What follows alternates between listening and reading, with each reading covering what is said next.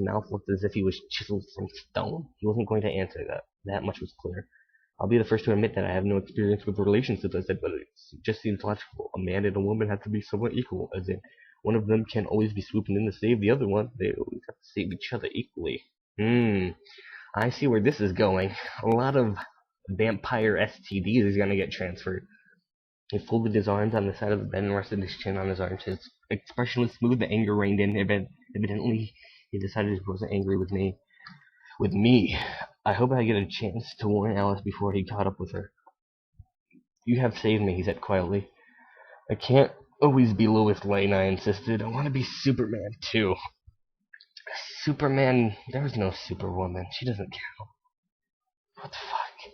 You don't know what you're asking. His voice was soft. He stared intently at the edge of the pillowcase. You sparkle in the sun. You have to drink apples and juice and tomato juice.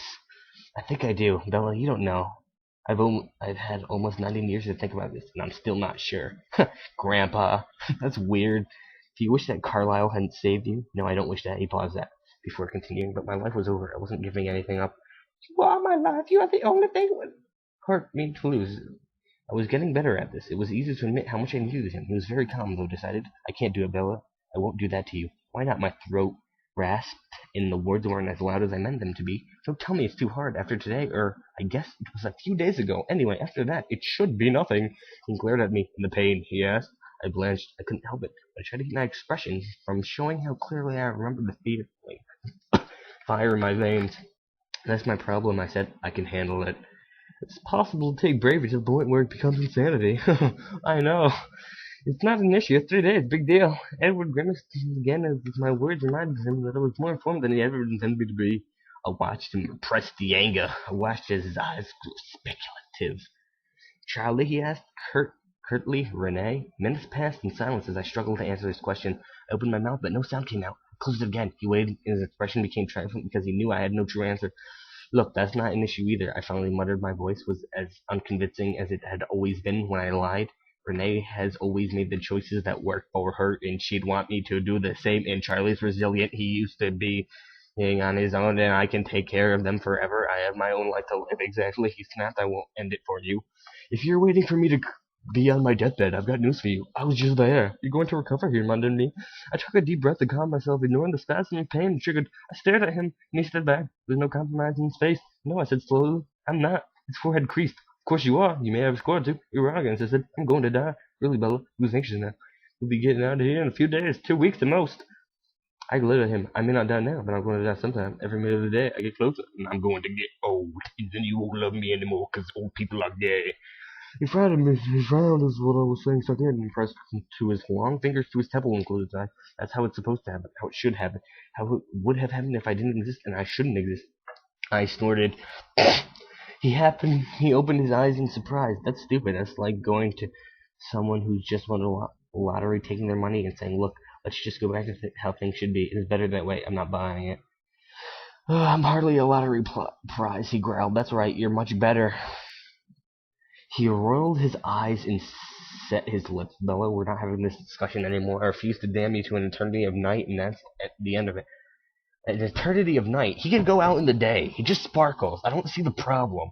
If you think that's the end, then you don't know me very well, I warned him. You're not the only vampire I know. His eyes went black. Alice wouldn't dare. And for a moment he looked so frightened that I couldn't help but believe it. I couldn't imagine someone brave enough to cross him. Alice already saw it, didn't she? I guess that's why things she always says upset you. She knows I'm going to be like you someday. She's wrong. She's always saw you dead. That didn't happen either. You'll never catch me betting against Alice. We stared at each other for a very long time. It's quiet, except for the whirring of the machines, the beeping, the dripping, the ticking of the big clock on the wall. Finally, his expression softened. So where does that leave us, I wondered. He chuckled humorously. I believe it was called an impasse. It's French. I sighed. Ouch, I muttered. How are you feeling? He asked, the eyeing button for the nurse. I'm fine, I lied. I don't believe you, he said gently. I'm not going back to sleep. You need to rest. All this arguing isn't good for you. So give in, I hinted. Nice try. He reached for the button. No, he ignored me. Yes? The speaker on the wall squawked. I think we're ready for more pain medication, he said calmly, ignoring my furious expression. I'll send in the nurse. Her voice sounded very bored. I won't take it, I promised.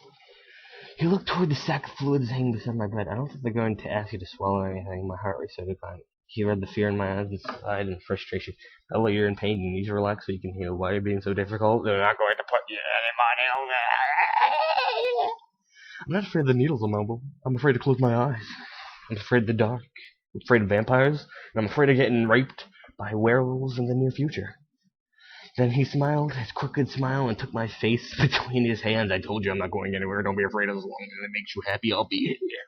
I smiled back, annoying the ache in my cheeks. Talking about forever, you know.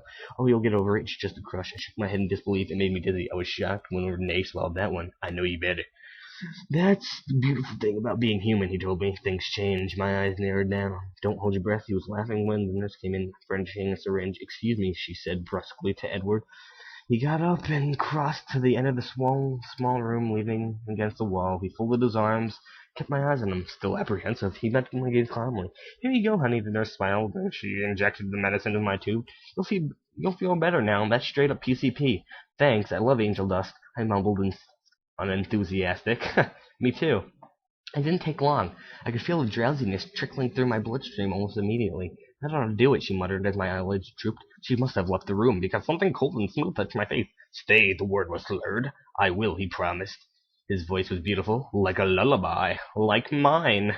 Like I said, as long as it makes you happy, as long as it's what's best for you. I tried to shake my head, but it was too heavy. It's not the same thing, I mumbled. He laughed. Don't worry about that now, Bella. You can argue with me when you wake up. I think I smiled.